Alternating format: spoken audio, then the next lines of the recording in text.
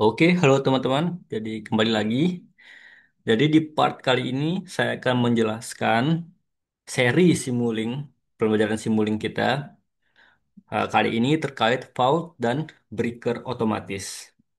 Jadi pastikan kalian menonton video saya sebelumnya karena apa yang saya sampaikan di sini adalah keberlanjutan dari video-video sebelumnya. Oke, jadi kita akan belajar tentang gangguan dan bagaimana circuit breaker bekerja untuk mengisolir gangguan tersebut agar part-part lainnya tidak ah, terkena efek dari gangguannya. Sebenarnya kalian harus pelajari basic atau dasar dari fault dan bagaimana breaker bekerja, tapi di sini saya akan praktikkan, saya tidak menjelaskan teorinya, silakan kalian belajar sendiri ya. Oke, jadi masih pada studi case yang sama. Ini studi case yang sebelumnya part 1, video part 2, part 3, dan kita sekarang di part 4. Ini berlanjutannya. Oke, pada network yang telah dibuat, simulasikan fault tree phase to ground. Kemudian buat pemutus sirkuit otomatis agar sistem berada pada range operasi yang aman. Oke, eh, jadi kan sudah ada bayangan nggak? Coba dipikirkan secara logika. Berpikir secara logika. Jadi, apa yang akan kita lakukan? Pertama, kita di power system yang telah kita buat, kita aplikasikannya eh, gangguan tiga fasa ke tanah. Kemudian nanti kita setting circuit breaker. Lalu bagaimana si circuit breaker itu bisa mengisolit gangguan pada daerah yang gangguan saja. Jadi sistem daerah lainnya itu nggak ikut terputus jaringannya. Itu yang akan kita lakukan pada pembelajaran kita hari ini. Dapat ya ilustrasinya. Ya, sekarang kita akan menuju ke Simulink ya. Oke, sesuai janji kita, sesuai janji saya pada awal video, saya akan buat video ini semakin hari semakin agak susah. Ya, tapi tidak terlalu susah lah. Kalau kalian mengikuti dengan baik, saya yakin kalian menjadi hebat. Ini adalah studi case atau apa namanya? Network kita adalah kita buat di video sebelumnya. Sekali lagi, kalian tidak akan tahu apa yang sudah saya klik di sini, yang sudah saya desain di sini, kan mungkin akan bingung kalau tidak menonton video sebelumnya. Oleh karena itu, please nonton. Dan jangan lupa subscribe. Saya sudah capek-capek membuat video. Oke, dan di sini adalah skema penambahan beban pada video part 3. Kita tidak membutuhkan ini lagi. Kita instead of kita cut, lebih baik kita uncomment. Siapa tahu di kemudian hari kita masih butuh. Jangan cepat-cepat memutuskan sesuatu. Siapa tahu kita butuh di kemudian hari. Oke, ini saya uncomment. Jadi ini tidak akan aktif lagi. Oke, jadi kita simulasi dulu. Siapa tahu. Kita cek apakah normal apa tidak. Ini sisi sekunder. Oh, masih sudah normal lagi ya. Nah, kok ini tiba-tiba gangguan? Oh, ini ininya masih aktif ya. Oke, kita nggak pakai CB dulu deh.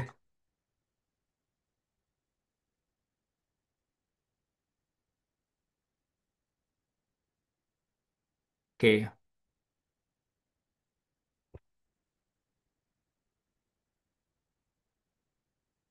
oke, sekarang sudah normal semua ya. Jadi, kalau kita merujuk kepada studi case kita yang sebelumnya, studi case kita yang saya tunjukkan di PPT tadi, kita akan apply gangguan, lalu kita beri CB agar CB ini bisa memutus secara otomatis. Pada video part 3 Cara kita memasang CB seperti ini. Jadi dia udah otomatis open, dia awalnya close, tiba-tiba dia open di detik 1 ke detik ke 3 selama 2 sekon. Permasalahannya, kalau kita mengaplikan cara seperti ini, ada banyak sekali drawbacks atau kekurangannya. Karena belum tentu si apa si gangguan itu terjadi di detik 1 sampai detik ke 3. Harusnya si CB ini bekerja secara independen terhadap gangguannya. Kalau kalian tidak menonton video part 3, tidak akan relate dengan apa yang baru saya sampaikan barusan. Seharusnya misalnya ketika ada gangguan di detik keempat, ya harus CB ini open di detik keempat. Kalau kita setting seperti ini, maka dia udah otomatis open di detik 1 dan di sampai detik ke 3. Lalu close lagi seperti itu. Ini settingan seperti ini banyak drawbacks-nya. Bagaimana nanti saya jelaskan. First of all, kita akan apply gangguan terlebih dahulu. Cara apply gangguan, klik di sini fault. Karena jaringan kita 3 fasa, maka fault three phase. Oh, bukan ini. Fault three phase fault. Oke, three phase fault yang logo Boboiboy. Oke, dan kita connect fase A ke fase A, B ke B, C ke B. Tadi kan kita sudah cek ini adalah normal. Let's start kalau kita simulasikan dalam kondisi gangguan. How the voltage and the current behave. Eh, Sangat tinggi ya, karena di sini di apply. Oke, let's see kita apply di sini gangguannya pada detik keempat hingga detik kelima. Nah, sebenarnya eh, detik keberapa itu terserah kalian. Tidak perlu ikut seperti apa yang saya contohkan ini. Let's see, kita running lagi. Technically ketika gangguan, ah, ini arus akan naik. Oh, naiknya sangat signifikan ya. Sangat-sangat besar kenaikannya. Technically, ketika terjadi gangguan, arus itu akan naik. Maka sebagai kompensasinya, voltage-nya drop. Seperti ini. Nah, yang kita akan lakukan, bagaimana agar apa si sistem kita akan buat si eh, circuit breaker di sini agar di part sininya nggak terkena dampaknya di bagian sini. Ini primernya, ini trafo, ini primer trafo tidak terkena dampaknya. Coba kita lihat. Oh, sebentar, ngelek nih. Kita lihat nah, bagian primer dari trafo ini. Lah, begini sih. Oke, ini bagian trafo ini, primernya juga terkena dampaknya. Seharusnya ini nggak boleh terdampak. Maka kita akan meletakkan circuit breaker di sini. Seperti yang saya baru sampaikan, kalau kita setting seperti ini, maka tidak tidak seperti real dalam kondisi nyatanya. Masa bisa-bisa aja sih saya di sini saya kasih 5 sama 4, tapi kan di sini eh, apa namanya? Tidak real. Jadi nggak ada si circuit breaker yang didesain detik keempat dan detik kelima itu open tanpa adanya trigger apapun. Seharusnya si switch ini harus open dan close tergantung kebutuhan. Kebutuhan apa? Ya ada atau tidaknya gangguan. Maka kita di sini akan pilih eksternal. Nah,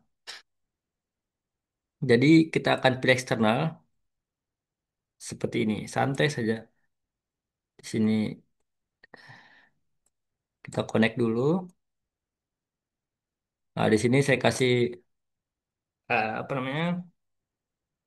Pengukuran measurement. Three phase VI measurement. Oke, kita connect sini.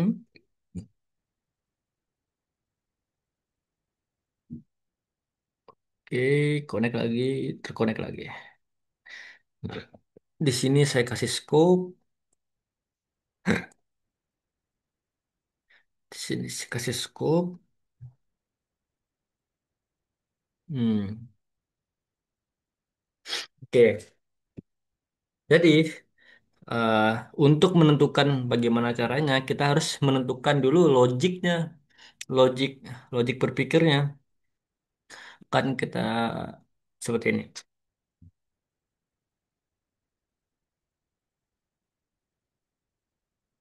Oke,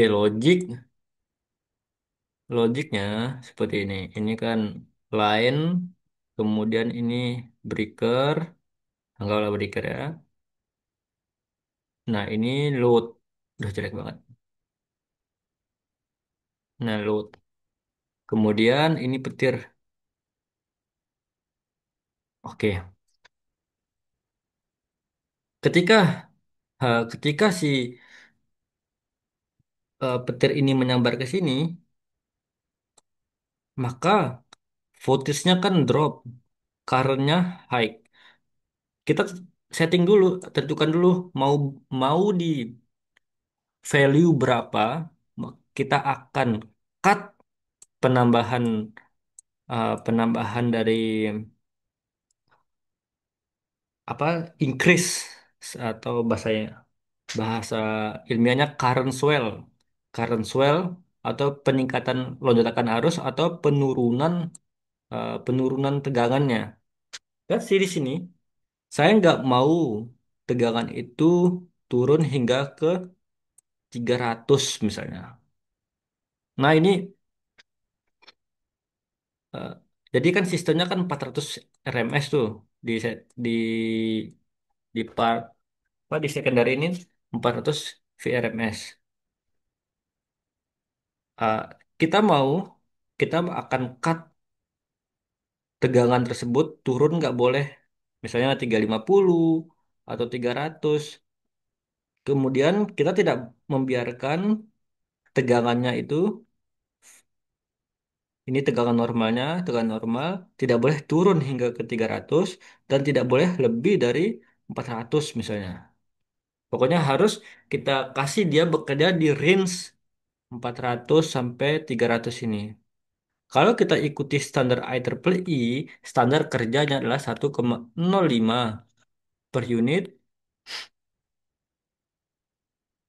dan 0,95 per unit. Oke, ini standar standar kerjanya. Tapi karena ini hanya basic, saya akan ya tunjukin bagaimana yang penting kan tahu lah cara kerjanya itu. Dan disinilah kita akan menggunakan magic operation dari matematika, logik matematika yang kalau kalian semester 3 semester 2 sudah kalian pelajari di logic gate. Nah, sekarang mari kita buat logikanya untuk kita letakkan di eksternal ini.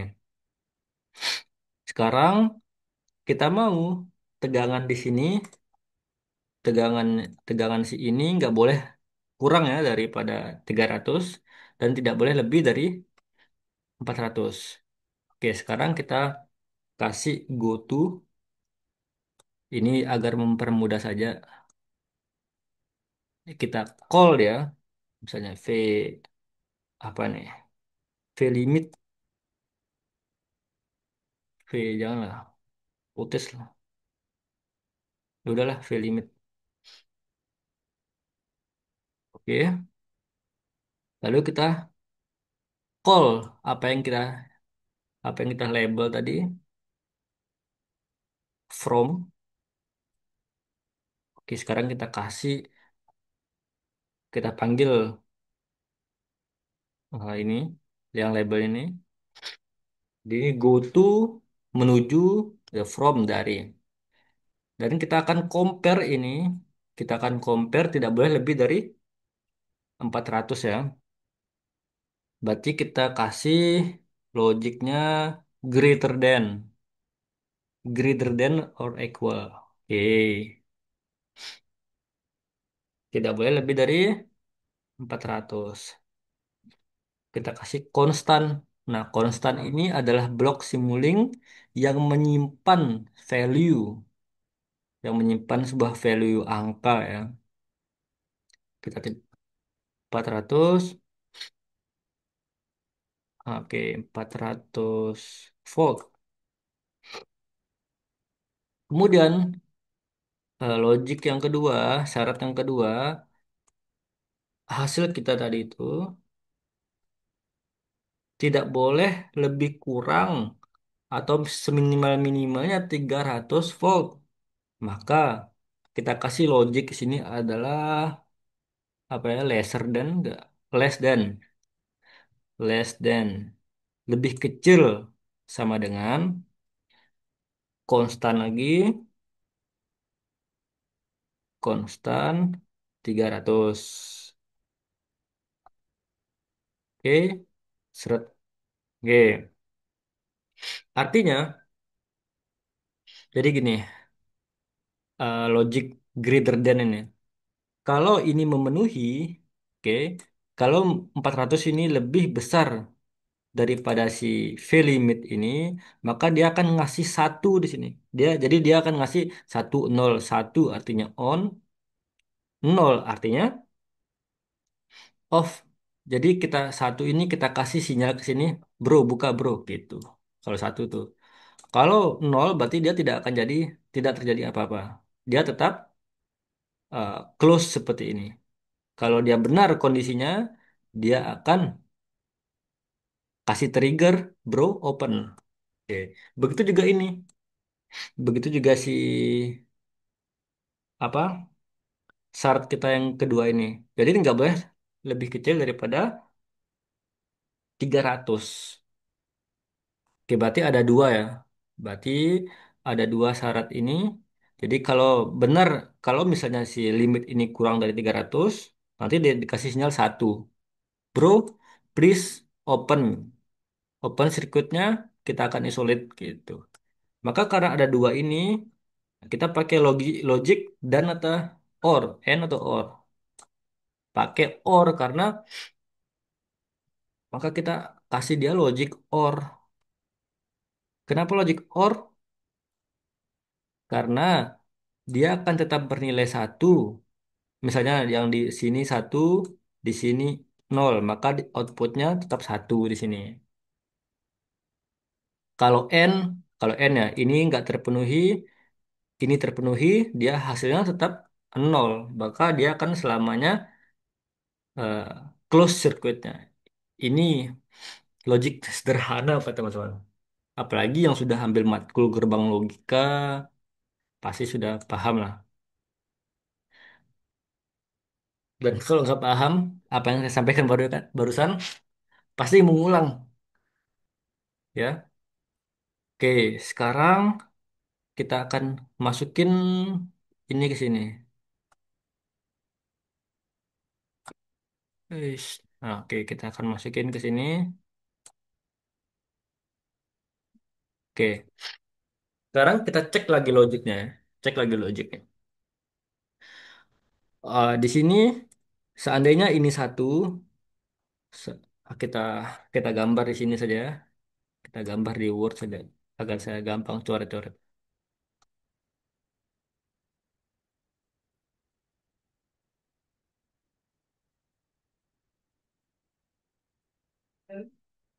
Oke, jadi eh, karena di sini close, karena di sini close-nya apa sirkuitnya close, maka kita nggak butuh satu dulu nih. Kita harus di dalam kondisi dia normal, kita harus ngasih dia nol agar dia nggak trigger kebuka, ya nggak? Sedangkan di sini, sedangkan di sini tuh ada dua kondisi. Kondisi pertama nggak boleh lebih 400 dan nggak boleh kurang dari 300.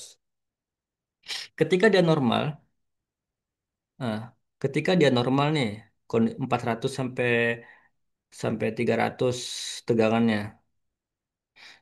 Dia dia ngasih apa dong? Dia harus ngasih nol. Sedangkan di kondisi ini kita belum memberikan output apa yang diberi kalau dia di range 400 hingga 300 ini. Oleh karena itu, di bagian sini setelah OR ini saya kasih not. Oke, saya jelaskan ya. Kenapa di sini saya kasih not? Oke, kondisi yang pertama. Kondisi yang pertama, ketika range-nya antara misalnya 390, maka di sini on teman-teman, ya enggak? Maka di sini satu. Ke- Karena di sini kok syaratnya tegangan yang diukur di sini tidak boleh lebih dari 400. Sedangkan 390 itu nggak lebih dari 400, maka terpenuhilah syarat ini. Dia akan ngasih satu. Kalau dia ngasih satu ke sini, masa dia langsung eh, trip, masa dia langsung kasih sinyal trip. Oleh karena itu, kita kasih di sini not sederhananya. Paham nggak? Masa nggak paham ya? Paham lah ya. Oke, mungkin yang di part ini kalian pelajari dulu deh logiknya. Karena ada tiga kondisi yang akan kita penuhi. Yang pertamanya, yang pertama itu nggak boleh tegangannya nggak boleh lebih dari 400. Kemudian kita harus jaga dia di 400 dan 300 dan nggak boleh kurang dari 300 volt. Oke, oke ini adalah logik logik gate yang akan kita terapkan pada pada circuit breaker ini. I'm so sorry lah kalau misalnya agak belibet atau agak membuat kalian cukup pusing karena memang mempelajari logik-logik gini memerlukan logika yang oke. Oke, kita coba kita running. Apa nih? The dimensions are being set. Oh, kita ada dimension. Ini masalahnya. Kalau kalau kalian nemukan permasalahan dimension ini kita lihat apa yang langsung lihat di Simulink ada tanda tanya. Nah, jadi di sini tanda tanyanya di sini artinya ada salah dimensional di part sini. Bentar ya. Oh, ini sistem kita kan tiga fasa. Oke, tiga fasa. Kemudian kita mau compare dengan 400. Nah, ini dimensi 400 adalah satu, sedangkan ini V-limit ini dimensinya 3, maka tidak bisa di-compare seperti ini. Maka harus gini ya. eh jadi kita kan punya seperti ini nih. Jelek ya. Ini tiga three phase. Ini dimensinya 3. Sedangkan ini nggak bisa di-compare dengan konstan tadi yang isinya 400. Maka harus eh, apple to apple. Caranya saya buat ini RMS. Oke. Jadi kita buat ini menjadi sebentar, scope. Kita buat dia menjadi dimensinya satu juga. Dia dimensinya seperti ini ya. Sebentar. Oke, dimensinya sudah oke. Hmm. Problemnya yang lainnya ini masih belum bekerja. Kenapa ya? Ini errornya apa tadi?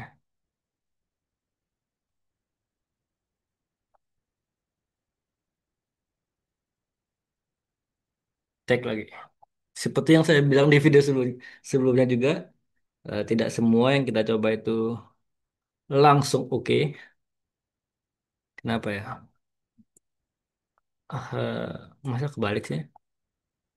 Coba.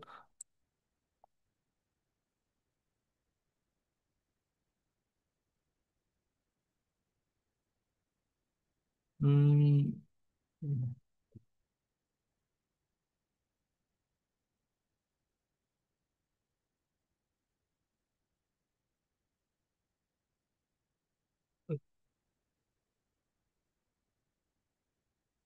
Oh, benar sih, benar sih.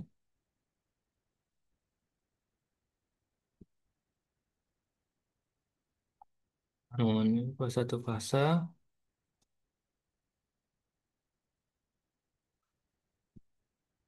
Oh iya, tadi itu fasa to ground. Jadi lebih kecil dia dari 400 ini. Harusnya fasa to fasa. Coba ya, kondisi seperti ini.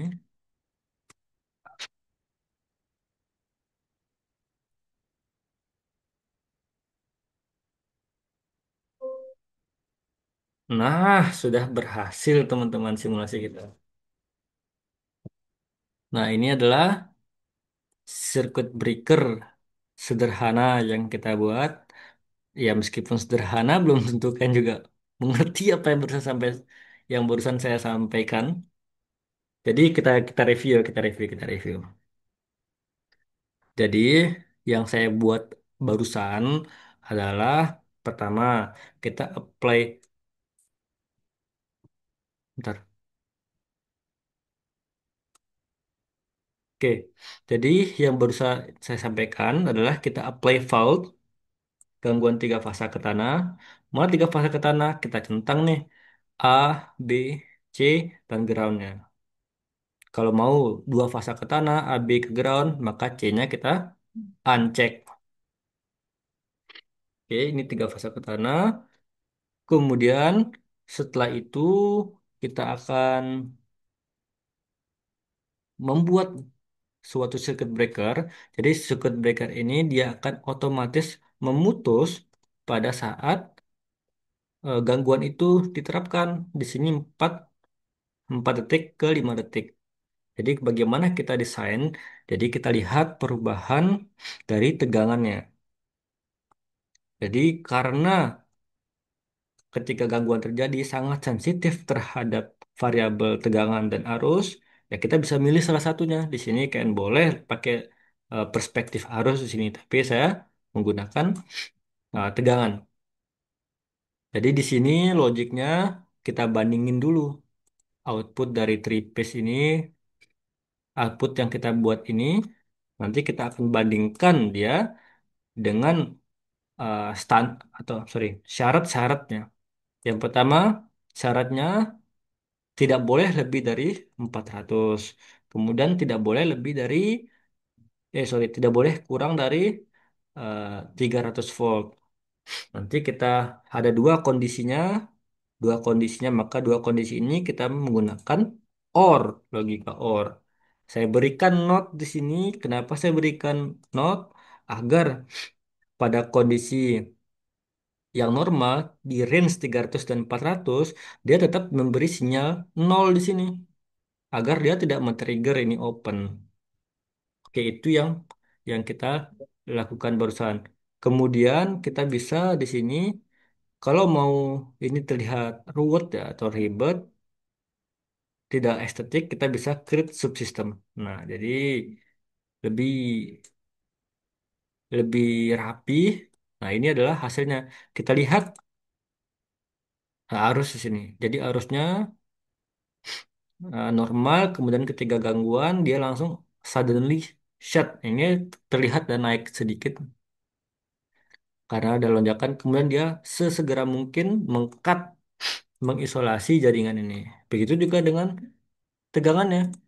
Nah, kita lihat efektifnya. Seharusnya di bagian primer sini dia tidak akan terganggu. Nah, dia tidak akan terganggu karena ini terganggu dikit. Inilah yang harus kita desain. Saya nggak tahu kenapa tiba-tiba di tempat saya tinggal ini alarmnya berbunyi. Mungkin kalian dengar juga. Mungkin itu yang dapat saya sampaikan. Semoga apa yang saya sampaikan ini bermanfaat. See you on next video. Jangan lupa subscribe. Kita akan coba lebih yang susah lagi di next video. See you, bye-bye.